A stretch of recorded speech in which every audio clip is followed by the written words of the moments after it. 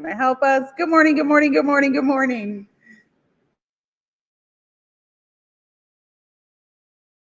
Hello, we are also here and we are super stoked to be in the Selfie Museum this morning. Good morning. Good morning, guys. Welcome to Startup Coffee. We're going to wait just a few minutes for everybody to join us. We have a very special Startup Coffee. Check out the backgrounds. Check out the sunflowers. So excited to be back.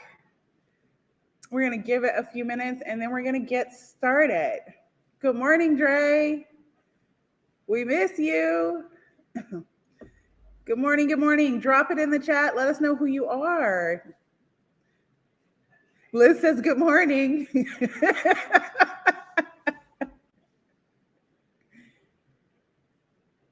Good morning. Happy Wednesday. Happy Startup Coffee. No, this is we do it once a month. So Startup Coffee, guys, is once a month. And so if you don't catch us today, you have to catch us next week. Or you can just watch it on replay. We're like Netflix. We are the Netflix of Startup World. We got this. Also, I'm going to change this from Startup Coffee to good morning, Tucson. I feel like we just need something. We need something, especially since we're out in the world seeing people. Good morning, Kara. Okay, so we're going to get started. Good morning and welcome to Startup Coffee. Startup Coffee is once a month. We do it the first Wednesday of the month. Good morning, Christopher Sharp. Except for next month, it is going to be the second Wednesday and it is going to be Global Entrepreneurship Week. So we have some special guests coming in. We are going to flip through some things that are going on here at Startup Tucson. Channing, I'm going to send it over to you. All right, good morning, everyone. So some exciting things that we have coming up. Bree, you want to talk about fundamentals? Yeah, so Startup Fundamentals starts October 12th. So if you've taken 101 and you want to go further into learning how to build that business plan and getting your business off the ground, you can join us for that. And yeah, October 12th. Another exciting thing that's happening is Remote Tucson applications have officially launched. Remote Tucson is an incentive program to bring remote talent to relocate to Tucson. They bring their money, spend it here. They get plugged into the community. We get some super awesome new community members. We're really excited to be accepting 15 people this year. We've already received a whole lot of applications. We're really excited to get more. They're open until October 31st. So if you know any remote workers and you absolutely need them to come live in Tucson with you, which is basically everyone, then you should definitely send them to remotetucson.com where they can learn more and apply. And then we have our Sprint Challenge. So we are looking for companies that are looking to grow, looking to scale their businesses, and join us for a challenge that lasts 12 months, where you're going to try to grow your business through getting higher revenue, hiring some new employees, and we're going to help you do that from our Launch Lab, which involves a prototyping studio and a media studio. We have 2 master classes on e-commerce and prototyping. And then we also have our mentorship program. So if you're a business that's looking to scale and looking to grow, then you should definitely apply. All right, and of course we have our Food Forward program, which is to serve food entrepreneurs. Our accelerator, Recipes for Success, we're now 4 weeks in, and that's really exciting, but we will be running another cohort next summer. So if you're interested, don't worry, there will be another opportunity. We're also building free websites for local food businesses. So if you have a food business or if you know someone who has one and they need a website to get their e-commerce going, send them over to us. And we are also really excited to be working with Visit Tucson and SimpleView to build a virtual tour of gastronomy to really highlight all of the amazing food that gave Tucson our City of Gastronomy status. To learn more, startuptucson.com/food-forward. And if you have any questions, feel free to shoot me an email. And then we have Startup Drinks coming up this month, October 21st at the Owls Club. It's going to be spooky themed. There will be a prize for the best costume. So if you want to dress up and bring your A game, you could win some fun swag.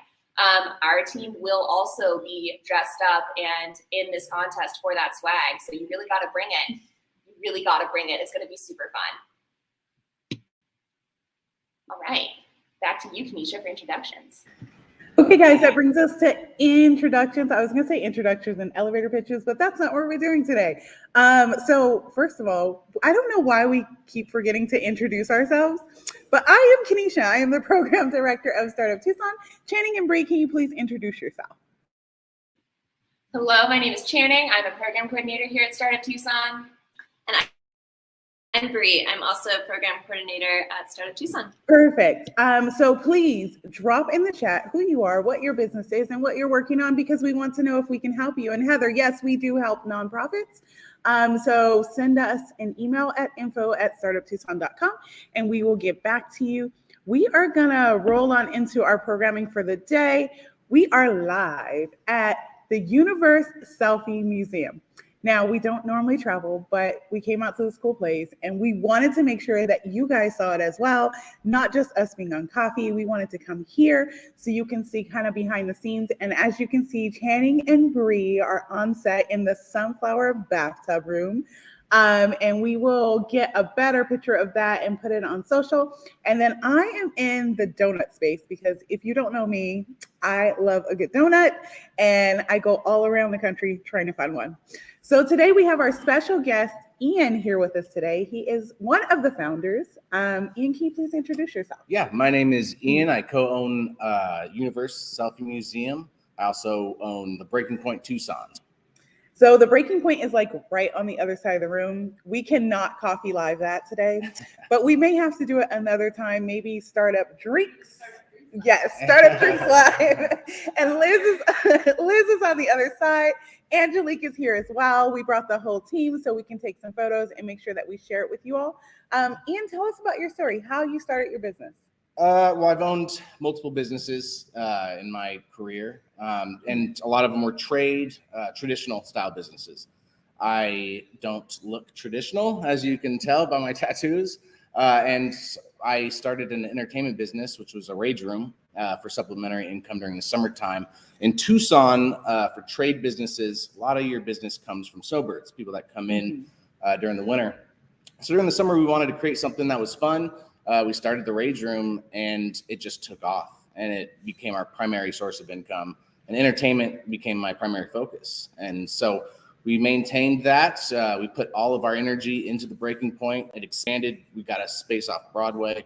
And then we had a second location open up in Austin. And then the Youniverse was born just 2 weeks ago. So we're always looking for something fun to offer people. And this was the next step. So how long have you been an entrepreneur? My whole life in a way. You don't really notice it, I guess. As a kid, I'd get like Halloween candy and I wouldn't eat it and I'd save it and I'd go to school and I'd sell it after the kids ate all their candy. It was always just, and I didn't know that's what it was at the time. It was just a way to make money. In some way, I've always liked working for myself. I have worked for other people, obviously, but I hated working really hard for people that are profiting off of my labor and not being compensated properly for it. So the draw to working for myself has always been pretty great because I will be compensated for all the hard work I put in. I'll work 12 hours a day, 365 days a year if I have to. It doesn't bother me. So I enjoy what I do. It's a lot of work. There's a lot of allure to entrepreneurship, yes. But it's really hard. And I think a lot of people underestimate how hard it is. And but I enjoy it. I think everything's hard in my opinion. So I'd rather do something I really enjoy, and then it makes more worth it. So you opened the Breaking Point when? The Breaking Point opened 3 years ago. Okay. So it's been around a little bit longer. The Austin location opened up 6 months ago. So that's pretty new. We're always looking at more locations. We're kind of going the licensing route. So we're going to be opening all over the US, but we're keeping them separate, obviously. It's a dangerous business, so you want to make sure that every location is protected. But yeah, that one's doing super well.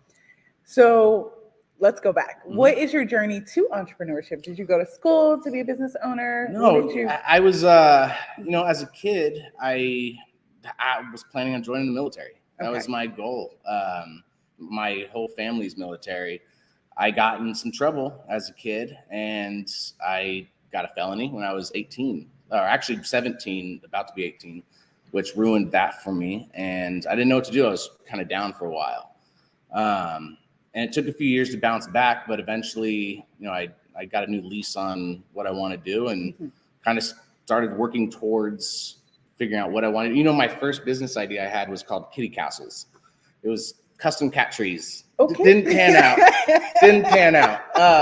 But that was it. It started off with ideas. That's all it is, right? Yes. You just think of an idea and you try to go after it. And so I've had many failure ideas. Okay. And you just have to get through those to get to the ones that work really well. How do you bounce back from a failure idea?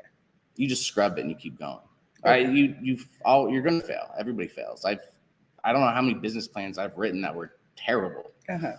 Very elementary. But you get used to it and you learn. You always have to learn more. That's kind of what I do, and got us to here. And my journey here is kind of all over the place, I guess. It's really hard to put it into words. I've never really thought about it until sitting down with you guys. It's all happens really quickly, it seems like. So before this, didn't you own another company? I did, yeah. So I worked for a blind manufacturing company called Sierra Blind Company, and it was custom window coverings, so blinds, curtains, things like that. And I worked for him for a few years. I got really close with the owner, and I got an opportunity to purchase the business. And I did. I bought it. That was the first business I owned. And if you know anything about manufacturing, that is a very difficult business to jump into without any experience. And we did okay. We did well enough to keep me going, for a few years. And then I just found entertainment business. That's where the Rage Room comes in. I hated it, to be honest with you. I didn't like being awake super early in the morning, and I didn't like the clients that I dealt with, and the atmosphere was negative for the most part. The installers are pretty petty, and it didn't make me happy. I didn't feel fulfilled. So okay, so now we have the Rage Room. Yeah. This is making you feel fulfilled. What was that journey? And then we had COVID. So COVID is the end of all entertainment besides Netflix. Yeah, Netflix killed it. The Rage Room started before COVID, obviously 3 years ago, and it did super well. We got to Broadway. We opened the axe throwing room, the escape room, the paint splatter room. We were doing super well, and then all of a sudden COVID hit. And I remember what was so crazy is to talk to my brother about it, and I was like, dude, we're doing so well, nothing can stop us. Like, we're going to be opening locations all over the next 2 years. Unless a pandemic hits, and it did. And that was a nightmare. So we had to shut down. And we were told 2 weeks originally, just like everybody else was. And we were shut down for 2 months. In the 2 weeks, though, we, as the breaking point, wanted to help families out, people that were struggling. So we took about half of our finances out and went and bought food and everything, diapers, dog food, and we gave back to the community. We were like, oh, it's 2 weeks, let's do our part. 2 months, and we still had to pay rent and everything. So we almost closed because of that. COVID was really hard to bounce back from. But if you look back traditionally, historically, especially like in the Great Depression, businesses that survived besides essential was entertainment businesses, cinema and theater. Those did well. People need an escape. Even when things are hard, people need to forget how hard it is, even for 30 minutes. That's where businesses like this or the Rage Room or axe throwing, escape room, people just need to escape from it for even a little while. So let's escaping from the hard stuff of starting a business, escaping from the pandemic. How did you make it through personally through this part? I kept myself busy. A lot happened during that time. I also got a divorce. So it all happened all really close to the same time. And I think what kept me going personally was just focusing on what can I do to further my business? What can we do to survive this and keep going? We have been around to really qualify for the financial aid that was offered. So we had to get creative. So I went and bought a t-shirt press and some vinyl cutting machines, and we started selling t-shirts. And that kind of helped float us through until we reopened and business came back. We were really worried that people wouldn't come do it because they would be scared, but that wasn't the case. Once we finally did reopen, we got right back to being busy real quick. So Breaking Point is back open. And then you're like, oh, I'm going to set up this selfie museum. Well, that's, a year later, fast forward. I saw a selfie museum in Seattle. It was a pop-up, temporary one. And I just thought it looked fun. I was like, I love creative, anything creative. I love all of it. And I saw it and I was like, man, we should do that, but put our own spin on it. Instead of making it a pop-up, let's do a brick and mortar. Instead of 15 sets, let's do 50. And we just wanted to take it and blow it up, make it really big. That's what we did. So now we have a 3-story building with 50 sets, and it's colorful, it's pretty, it's fun. The people that have come and done it have had a blast. And I love seeing all the photos. When the creative mind comes here, the pictures are amazing. It's really fun to see what they can come up with.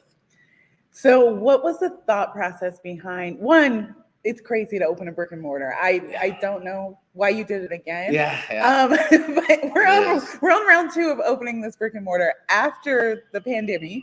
And we're still not out of the pandemic, but now you've opened this brick and mortar. It's a selfie museum. It has 50 sets, guys. It is crazy. It's 3 stories. Yeah. But how did you put your creative mind to work without overdoing it? That's one. Yeah. But like overthinking creating this space, kind of like limited budget. Yeah. Well, I can tell you that budget had a lot to do with it. Because my brain instantly, in the beginning, was like, we're doing big sets and we're going crazy. But the finances were like, no, you're not. So we decided to stay humble and be like, all right, let's go simplicity. And like the donut wall, it's simple, but visually it looks really cool behind you. The sunflower set that they're sitting with the tub is really pretty visually to look at. Money doesn't essentially make it a really cool set visually. I mean, granted, I really wanted like a Game of Thrones chair. Okay. And you know what I mean? Like some cool stuff. But the simple bright color stuff, it just comes out really nice. Each set that we built, we would step back with our cell phones, take pictures and be like, yep, that's it. We're going to keep this one. So it's a process. I didn't know all the sets that we were going to build going into it. I had like an idea of like 12. And I was like, we're just going to attack it one at a time. And it's kind of what we did. And so what advice would you give to someone who's trying to go into a brick and mortar? Because that's scary. Brick and mortar, yeah. Any advice, no matter what business it is, I always say go for it. I think everybody tells you as a kid that you can do whatever you want to do when you grow up until you're grown up, then you're not allowed to. And I've hated that. And I think anybody who comes up to me with an idea and they're passionate about it, I say, absolutely. It comes down to the person. Most investors aren't investing in just the business. It's the person going after the business. They're investing into the people. So if you really want something, do it. Don't wait for the perfect time. You'll never do it. We talk a lot about that when starting a business, to test it and take risks, but not like big risks where you're losing all of your money. Yeah. Well, there's calculated risks that you take. Obviously, when I was starting the Breakpoint, I sold my vehicle. I sold everything I had because I believed in it. We had the blind company, but it wasn't doing well. Home Depot, Lowe's, they really stepped up their blinds manufacturing. Financially, we were suffering. So I took a big risk. It paid off. Would I recommend doing that for everybody? I say it's up to you. You have to gauge the risk factor and do you believe in what you're doing? Do you think it's going to work? I mean, that's a serious question to ask yourself. Is it going to work? Yes, do it. I don't know. I think it's only live once, do it. If you love it, do it. We're not YOLOing with businesses. That's not what we do. I really do believe that you should go after it. Whether you fail 20 times, it doesn't matter. I really do believe that. Work hard. Don't ruin your life, but you should try to do it. I don't know. I guess YOLOing the business is not what I mean. I just, have faith in yourself. Believe in yourself. If you don't believe in yourself, nobody will. Which brings me to what's your why? Because your why is what pushes you. Your why is what pushes you to believe in yourself, what then rolls over for people to believe in what you're doing. Why? I love it, I guess would be my why, my biggest why. I just love the challenge, I guess. And I think I'm underestimated a lot by people based on my appearance, based off my history, my past. My why is just because I love the challenge. I've told this idea to many people and they're like, yeah, good luck, and now it's doing really well. So I like that. I like that feeling, vindication. I like that. I'm going to pass it to Channing and Bree to see if they have any questions. Do you have anything? Okay, yes, I have a question. Since we're in the amazing city of Tucson, what is your Like, what makes having a business in Tucson like a great benefit or a great opportunity? Is there something special about Tucson to you and like opening up a business here? Yeah, absolutely. I've been in Tucson for a long time. I got here in 6th grade, so I basically grew up here for the most part.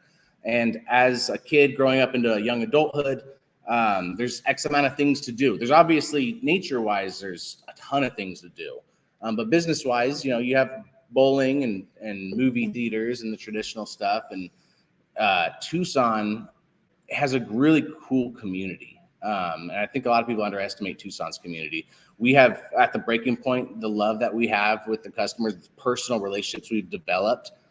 Maybe it would be like that in other cities. I don't know. But I know in Tucson specifically, there's just a lot of love here. And there's just, it's a different vibe. So I love being able to provide something for the city that I grew up in, for fun things for them to do, things that I would do myself. So yeah, Tucson's exceptional. I think it's super underestimated. Yeah, I fully agree. So is there like an entrepreneur or a founder that you really look up to that you kind of, when you're thinking through your decisions, you're like, what would so-and-so do? I kind of take a little bit from multiple people rather than just one. There's so many great stories out there, rags to riches stories. And, there's the incredibly successful people that have created a product or an idea, business of some kind that have done super well. I think for me, all stories are different. And I think for me, I just kind of make the best decisions I could make for myself. I can respect what everybody else has done. And I hope that one day my story could help inspire other people, people with the heavy tattoos or the past that maybe they're not super proud of. You can still do something incredible. You don't have to let your past define your future. So yeah, I take a little bit from a bunch of different people. Who they'd be, Gary's super cool. I love his crazy style, work 40 hours a day sort of way of doing things. I can't really drop names. I don't know off the top of my head. There's not any single person, I guess. Let's talk about having a co-founder, because your co-founder is your brother. Yes. I have a rule of thumb: I never work my family. Yeah. So how does that work out for you, having like this family business? I hear a lot of people say like, I'd never work with my brother. I have a really good relationship with my brother. We've been super close. We've been through a lot when we were young. And we moved a lot. We had military parents, so we were moving all over the place. All we had was each other. I live with my brother. He could buy his own house, but we just choose to live together. He co-owns all the businesses with me. There's nobody in the world I would trust more than my brother. So what advice would you give to someone who's thinking about working with their family? Because mine is normally don't do it, because you have such a great relationship with them. It just depends on your dynamic. Everybody's an individual. Mm-hmm. For me, I need my brother. He's opposite of me. So Perfect. I'm very, let's do it. Let's attack it. He's more analytical, like, okay, let's make sure we don't spend too much money. He's, we're a yin and yang situation. Mm-hmm. And if you can have somebody, whether it's your brother or your friends, if it's a good match, do it. But, be honest with your situation. Like, there's people in my family I would never work with. That's absolutely true. But my brother's not one of them. He's somebody I would trust no matter what. It's fun. Oh, wait, we have people in the studio. This doesn't happen. And we have questions. Okay, we're gonna take your question first. I'm a mom. I'm just gonna say something. Are you the younger one of the two brothers? Am I the what? Younger. The younger one. I'm older. You're the older one. Yeah, by 7 years. Oh wow. Yeah, I'm 32. My brother's 25. You're just putting your age out on the set. I don't YOLO, care, just YOLO today. All over. Yeah, that's how I live it. Yeah. I'm so proud of you. Okay, so now we're scaling, because we have the breaking point, we have Youniverse, and we're scaling. Yeah. And so you've scaled into Austin, Texas. Okay, and how long have you been in Austin? It just opened 6 months ago, and I can tell you that it's doing twice the numbers breaking point in Tucson is doing after 3 years. Wow. It's a bigger city. Austin's huge. Yeah. The model that I have set up for the breaking point can translate to any city, and it'll do really well. So I'm really excited to see the data after a full year. I just think it's going to be incredible. Can you talk more about expanding and the model that you're using for people that are thinking about expanding and scaling? That's so it's difficult. There's different regulations in different cities for businesses like mine. There's a lot of danger. You have waste like recycling, what you do with that, where you get your breakables. There's certain things you can and cannot break, depending on the region of the country. So there's a lot of unique issues with that, my business. If you're looking at expanding, the real challenge for me is the trusting of other people to be able to operate it, and you remove yourself from it. When I first got employees, that was really hard for me. I worked for the Breaking Point. I worked for my own business for a long time. When I first hired, it was stressful. I was like, don't fuck this up, please, because this is really I've worked really hard for it. But you know what? Once you that's where the interview process comes in. You vet people. And the people that I have staffed are amazing, and I trust them entirely. I would say find a good team. Team is important. You need to have people you trust, and also you have to have a good system in place to make sure nobody's doing anything shady. You know what I mean? Make sure you're protected. Think it through. Write it down. Everything's good to be thorough. You know what I mean? See how other people have done it. How can you incorporate that into your plan and go from there? Did you go out to Austin and do research before you moved? I did a ton of research of Austin. Austin has great data for the past 10 years, especially growth-wise, entertainment-wise. Anywhere you're looking to go, you want to research the area. What's everything down to average income, what part of the city is that income, best for your business. That's where you want to put it. And you have to know your customer, I guess, and that's how you make your decisions. Because if you're going to park a business like this in an elderly community, or the Breaking Point, for instance, the elderly aren't going to want to break most of the time. I don't know what they want to do with their life. After 3 years, it's exhausting. It's not. We do have them. Don't get me wrong, but primarily it is not the elderly that wants to come in and smash things. They want to do other fun activities. Okay. So we have a lot of business owners who are small business owners in Tucson looking to scale, looking to really kind of branch out, but are a little worried about it. That's why I asked the question, did you go out and research? Yeah. What is your next move outside of Austin? Outside of Austin, this will probably be my next location. Okay. We're looking at Colorado. Denver has been doing well for a time. I probably won't go to California just because it's difficult tax-wise. We pay a lot in taxes as a business owner already, so California would be difficult. But yeah, I'm always looking. I think Phoenix and Colorado, I'm going to attack those first and then move outwards. I like that. I like that you're thinking outside of California. Yeah. I am a California native, so I want you to go to California. Right, yeah. But I like that you're thinking outside of California and expanding into space actually need entertainment. Yeah. So now I'm going for the spot because we have 50 rooms and I have a ton of creative artists that are looking to create spaces. Of course. Would you be interested in working with the artists in the community help you? Absolutely. In fact, we wanted to reach out to the community and invite artists, but we were on a serious time crunch. So we wanted to get it open fairly. And I didn't know how to go about reaching artists, didn't know where to look. So we ended up just ourselves. And now, though, have people come in. We do ask customers, what were your favorite sets? Which ones, do you think we could switch out? And so after we get a good consensus, we'll go back, and the ones that weren't as popular, we'll switch out. And if there's people looking to try something creative, I'd love to work with them. Okay, so if you're an artist, reach out. You can either email us at Startup Tucson, or you can email Ian directly. Just go on the website, contact on there. Also, I'm Startup Tucson crew. We need a space here. We need to create something. We're just rolling in. We're rolling in. We want to start up Tucson space. With the donuts, the flowers. We're just gonna put it all in one space. Yeah, absolutely. All right, guys. If you have questions, please put them in the chat. We're gonna start answering them. Liz says, "Can you talk about how you got the original ideas for these entertainment businesses, and then how you validated they might work?" I'm gonna put it on so everybody can see it work and be successful here in Tucson. Right. So for the Breaking Point, for instance, that idea originated in Japan.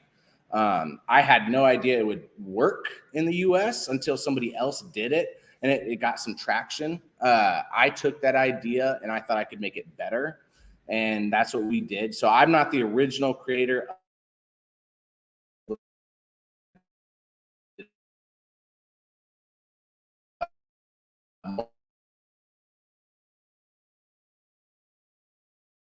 See us. There it is. There we go. But yeah, and for the how did I know it would be successful in Tucson? I did not.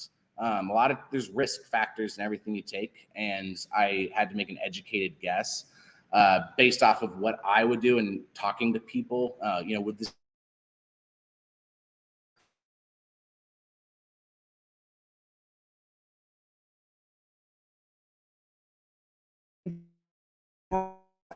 What you want before you put all your money. Before I went into it heavy, yeah.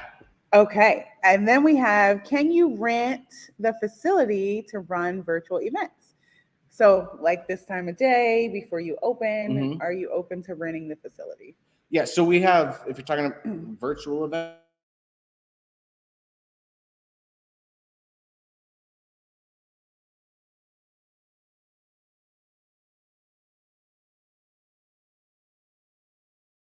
or virtual events such as this, Mondays and Tuesdays, you're able to rent the facility in 3-hour blocks of time. And it's super affordable. If it's something you're looking to do, you can reach out, universetucson@gmail.com. We'll definitely accommodate. We'll make sure we put that in the notes for today. Have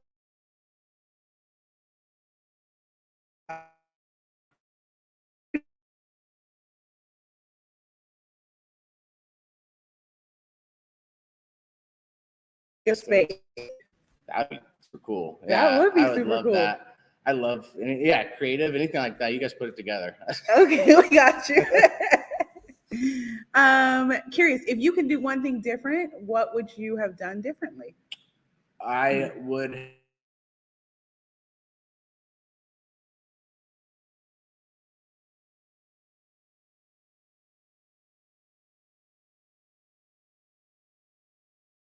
stress.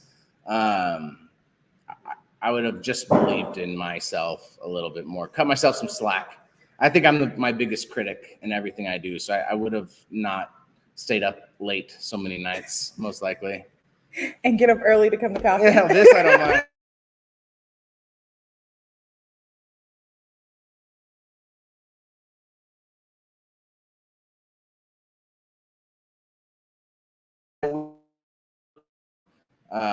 Originally, that's where we wanted to put the rage room. Unfortunately, the cost per square foot downtown is fairly expensive, at least in the spots we looked at.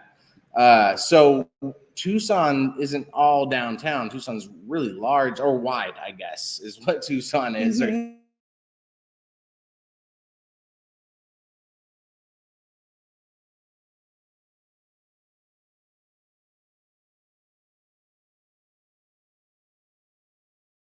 So Perfect. Okay, so our internet it's not Spotty. loving us right now, and I think it's because we're down here ready to have fun. So what we're gonna do is we're gonna drop all of Ian's information as we repost this, so you'll have his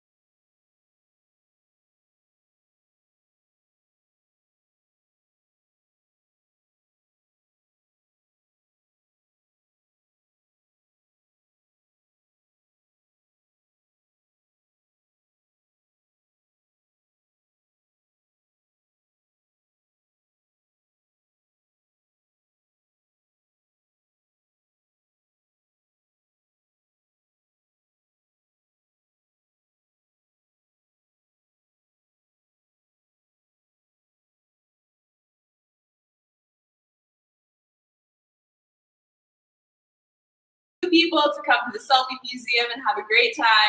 You just have to share this a whole bunch with everyone you know, and then email us that you did that. No, we won't put your name in the bucket. We will put your name in a bucket, and then we might pick your name, or we might pick someone else's name. We just gotta share it and try.